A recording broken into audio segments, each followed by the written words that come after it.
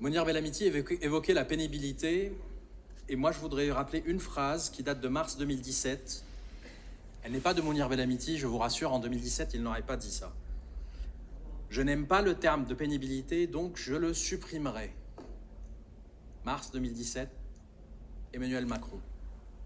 Il arrive et il supprime le compte pénibilité qui avait été instauré par la loi Touraine que vous citiez tout à l'heure, monsieur Bellamiti. Cette notion de pénibilité qu'il a supprimée durant son premier mandat, il arrive aujourd'hui, comme par hasard, pour nous dire on va la rajouter dans la nouvelle réforme de la retraite. Il fait des petites choses, mais il est fondamentalement contre le fait de prendre en compte la pénibilité dans le cadre du calcul des modalités de pension de retraite. Puisque plusieurs l'ont prouvé, en particulier l'économiste Michael Zemmour, qui a été quand même celui qui vous a compliqué la vie depuis le mois de janvier, puisqu'il a montré et il a prouvé par les chiffres et par les nombres que votre réforme était vraiment la plus injuste possible pour les personnes qui ont des carrières hachées, les femmes en particulier, et pour toutes celles et ceux qui ont des carrières longues, par exemple, ceux qui commencent à l'âge de 17 ans, et il y en a encore un certain nombre dans ce pays.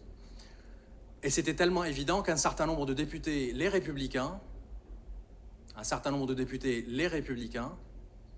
je pense en particulier au député Pradier, l'ont compris et ont vu l'impact que ça peut avoir sur leurs propres électeurs, sur les gens qu'ils croisent tous les dimanches quand ils rentrent en circonscription.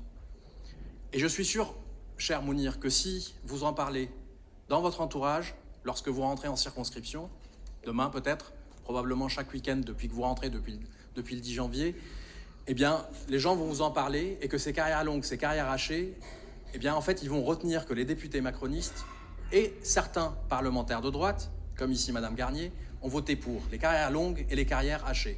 C'est-à-dire les personnes probablement les plus vulnérables dans notre économie telle qu'elle est construite. Et non seulement vous allez dans ce sens, mais en plus, et là c'est pour Madame El Haïry, vous évoquiez la démocratie sociale et votre appartenance à des syndicats, à des organisations syndicales. La démocratie sociale, ça a quelques règles et quelques modalités importantes, et on sait que la République, dans la définition qui en est donnée dans la Constitution, la République est sociale. La République est sociale,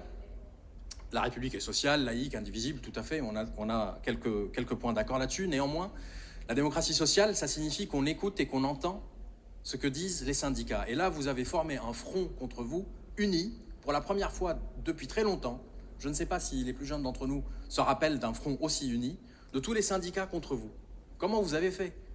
Comment vous avez fait pour vous mettre à dos, y compris ceux qui sont le plus à même à discuter, à négocier, à trouver des compromis, c'est-à-dire la CFDT pour ne pas les citer. Et quand on voit le mépris avec lequel sont considérés les syndicats, puisque vous les invitez, votre gouvernement les invite à venir discuter, mais à condition de ne pas parler de la réforme des retraites.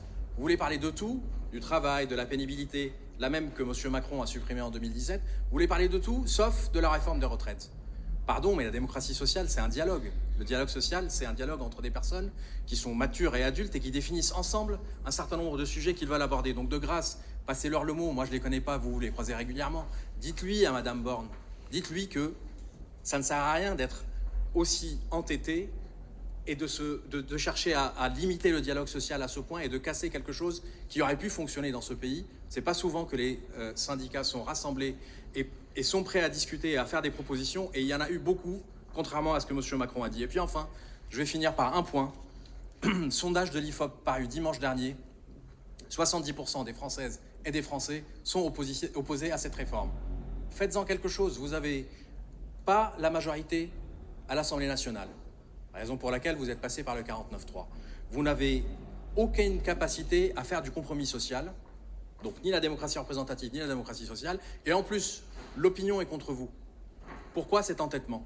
Faites quelque chose, de grâce, vous êtes ministre, vous les voyez tous les jours, passez-leur le mot. Les Nantaises et les Nantais, qui eux aussi sont concernés par la retraite, et c'est pour ça qu'on en parle dans ce conseil municipal, eux aussi sont concernés par cette extension et rallongement de l'âge légal de départ à la retraite.